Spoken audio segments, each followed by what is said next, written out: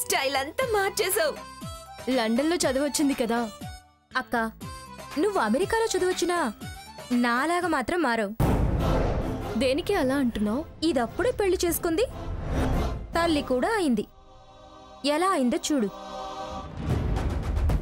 ఇంకో డెలివరీ అయితే అంతే సంగతులు. దీని శ్రీవారు డివోర్స్ అనేలా తయారవుతుంది. ఏంటి ఆ మాటలు? లేకపోతే ఏంటక్క, నువ్వు సంవత్సరం పెద్దయినా అలాగే మెయింటైన్ చేస్తున్నావు.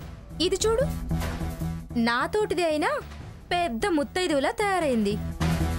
మీ అమ్మమ్మగారి చెల్లెలంటే నమ్మేట్టుగా ఉంది.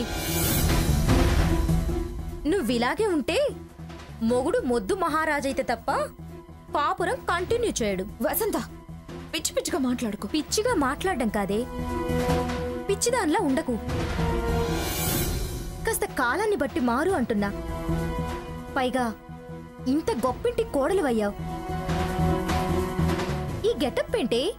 కంగారు జంతువులాగా ఒళ్ళో ఎప్పుడు బాబును పెట్టుకునే ఉంటావా? అంటే బాబుని ఎత్తుకోవద్దంటావా? చాచా, ఆ మాట నేనెందుకంటానక్క? కాస్త స్టైల్గా పాష్గా గెటప్ మార్చుకుంటే మొగుడెప్పుడు గుప్పెట్లా ఉంటాడు. పెళ్ళాం మీద మోజు పెంచుకుంటాడు అంటున్నా. మొగుడికి పెళ్ళాం మీద ప్రేమ ఉండాలి కానీ మోజు కాదు. సర్లే, నువ్వు సున్నిపిండివి, నీకెప్పుడు అర్థం కావాలి? 20s కి దగ్గరలో పుట్టినా నీదంతా 1950 స్టైలే. దీనికి చెప్తున్నా, ఆల్చిప్పలా కాదే, కాస్త రంగురాయిలా మారు.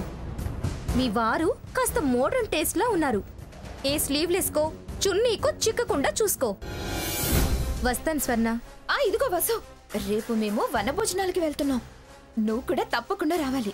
మా ఫ్రెండ్స్ అందరికి నీ పార్లర్ గురించి చెప్తాను. నువ్వు ప్రమోషన్స్ చేసుకోవచ్చు. కరెక్టే. అయితే డెఫినెట్ గా వస్తాను. సర్కిల్ పెంచుకోవడం ముఖ్యం కదా. Bye bye. ఎలా చెప్తుందో చూడు. అది చెప్పేది కరెక్టే అనిపిస్తుందక్క. నీకు నేను తప్ప ఎవరేం చెప్పినా కరెక్టే అనిపిస్తుంది. పద.